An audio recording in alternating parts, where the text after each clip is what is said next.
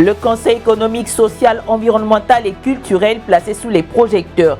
Action gouvernementale, mesures adoptées et objectifs ministériels. Plus de détails dans ce journal. Merci d'être avec nous. C'est un plaisir de vous retrouver pour cette première édition de l'année 2026. Voici l'essentiel de l'actualité. Le chef de l'État fixe le cap. Le Conseil économique, social, environnemental et culturel est appelé à renforcer son rôle consultatif et à contribuer plus efficacement à l'action publique dans le respect et l'intérêt général. Voici notre récit en images. Reçu en audience au palais présidentiel, le Conseil économique, social, environnemental et culturel est appelé à jouer un rôle plus actif dans la vie institutionnelle du pays. Face à ses membres, le président de la République a rappelé les fondamentaux, discipline, efficacité et contribution concrète à l'action publique. Brice Clotaire Oligui Nguema attend du CESEC des analyses utiles, des avis structurés et surtout des propositions capables d'éclairer les décisions de l'exécutif. L'institution est ainsi invitée à sortir d'un rôle consultatif passif pour devenir un véritable espace de dialogue et de médiation sociale. À travers cette rencontre, le chef de l'État réaffirme sa méthode. Gouverner en s'appuyant sur des institutions fonctionnelles tout en mettant un cap clair sur l'intérêt général. Dans le contexte de la mise en place progressive de la Ve République, cette séquence marque une étape supplémentaire. Reste à voir si, au-delà des intentions, les recommandations du CESEC auront un impact réel sur les politiques publiques à venir. Au Gabon, l'heure n'est plus aux promesses. Le nouveau gouvernement est désormais attendu sur des actes concrets et immédiats. Reportage.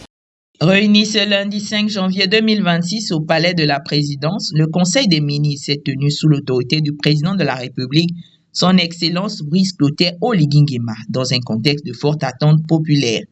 Dès l'ouverture, le chef de l'État a fixé le ton. Ce premier rendez-vous gouvernemental n'est pas un exercice symbolique, mais le point de départ d'une action jugée désormais à l'aune des résultats. Pour le président, les Gabonais veulent voir l'État agir, décider vite et répondre aux urgences du quotidien. Sécurité, coût des transports, accès à l'eau et à l'électricité, qualité de l'éducation. Autant de priorités rappelées avec fermeté. Le président a également exigé une lutte réelle contre la corruption, une gestion plus rigoureuse des ressources naturelles et une attention particulière aux populations vulnérables. Désormais, chaque ministre est comptable de ses résultats avec des délais précis, des objectifs mesurables et une obligation claire de rendre compte. Le message est sans retour. Le temps de l'exécution a commencé. L'heure des réformes sociales, les syndicats haussent le ton et réclament des garanties. Un récit de Tol Mundunga Makaya. À l'occasion de son adresse de fin d'année, la Fédération des syndicats des agents et travailleurs a dressé un état des lieux du climat social au Gabon. Une intervention marquée par un double message. Reconnaître les avancées tout en alertant sur les risques d'une mise en œuvre précipitée des réformes. Si les récentes évolutions du cadre juridique de la protection sociale sont accueillies favorablement, la centrale syndicale estime qu'aucune transformation durable ne peut se faire sans échange structuré entre l'État, les partenaires sociaux et les travailleurs. Elle plaide ainsi pour l'instauration d'un mécanisme permanent de concertation afin d'encadrer les échanges à venir. Autre préoccupation majeure, la pression financière qui pèse sur les ménages. Dans un contexte de hausse du coût de la vie, les annonces fiscales contenues dans le projet de budget suscitent des inquiétudes, notamment l'introduction d'une taxe liée au logement jugée socialement sensible. Face à ces enjeux, la Fédération appelle à une convergence des organisations syndicales et interpelle les pouvoirs publics sur l'urgence d'améliorer les revenus, les conditions de travail et le cadre juridique de l'emploi. Objectif affiché, faire de 2026 une année de rééquilibrage social et de dialogue renforcé.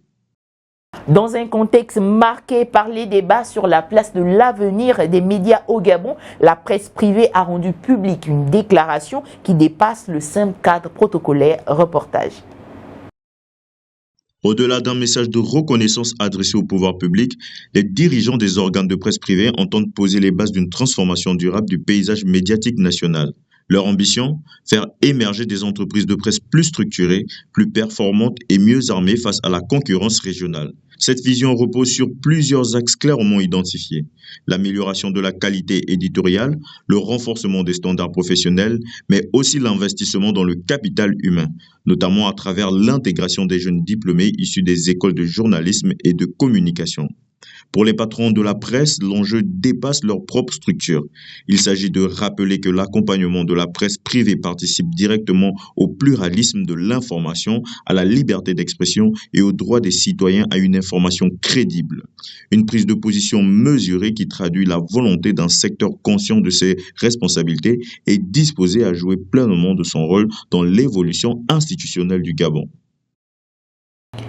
Climat d'inquiétude persistant dans plusieurs localités du pays où la multiplication des disparitions et des discours troublants suscite de nombreuses interrogations. Reportage.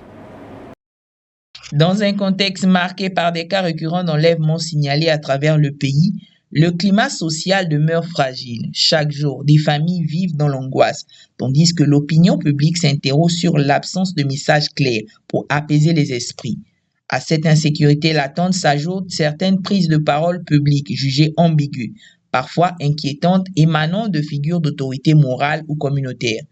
Des propos qui, sans être officiellement encadrés, contribuent à entretenir la confusion et à banaliser la peur. Pour de nombreux observateurs, le silence institutionnel face à ces dérives pose question, car en l'absence de repères fermes, les rumeurs prospèrent, les tensions s'installent et la psychose gagne les quartiers, les écoles et les familles. Face à cette situation, plusieurs voix appellent à une parole responsable et à des actions visibles. Rappelle les valeurs républicaines, protéger les populations les plus vulnérables et surtout garantir un cadre sécurisant pour les enfants apparaît aujourd'hui comme une urgence nationale. À Mélène, au PK11, l'hôpital régional fonctionne aujourd'hui dans des conditions exceptionnelles, mettant à rude épreuve personnel soignant et patients. Voici notre récit en images.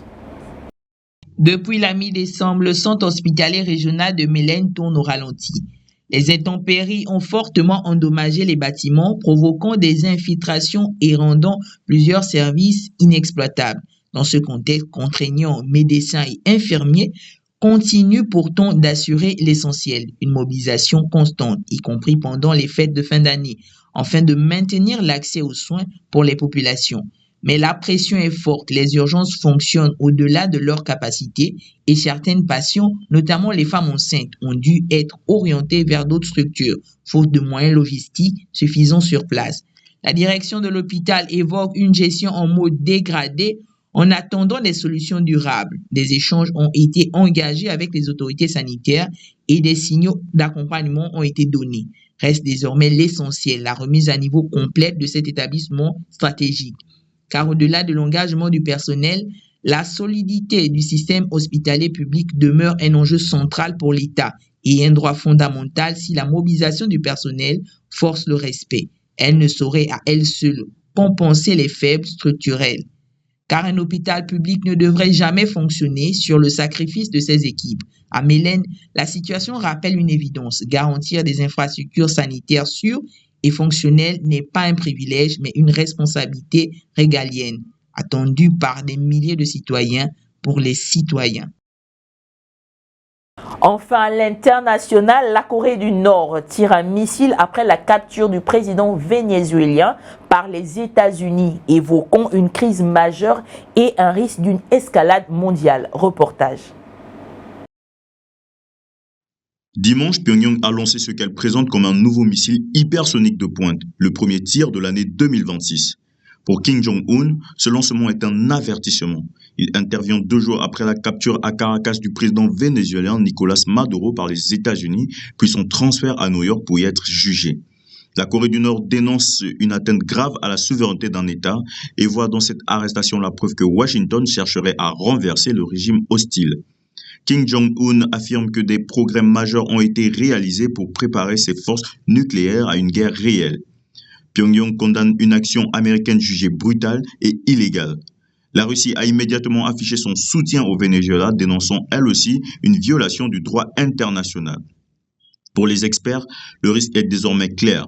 Si les tensions s'aggravent entre les États-Unis, la Corée du Nord et leurs alliés respectifs, le scénario d'un conflit élargi, voire mondial, ne peut plus être exclu.